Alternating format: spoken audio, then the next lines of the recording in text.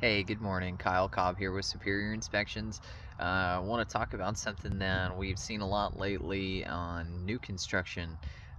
So whenever they're installing these hose bibs, they're installing them before they're putting on the siding and trim so they can use them to wash out tools and things. But whenever they are installing the siding and trim, they are not properly extending this base out to the surface of this. So as you can see, they've recessed this hose bib base behind the finish base. This piece of flashing at the top of it is meant to keep moisture intrusion from getting behind this base.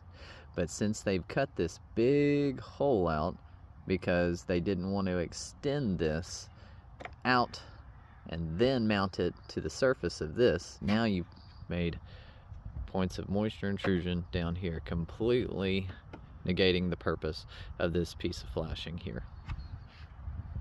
So whenever you're going through your new construction process, don't forget that subcontractors also make mistakes, and having a home inspection can catch these things before they become a bigger issue. Thank you for watching and have a good day. Thanks for watching. Remember to like and follow, and for more helpful information, please visit our website at superinspectors.com.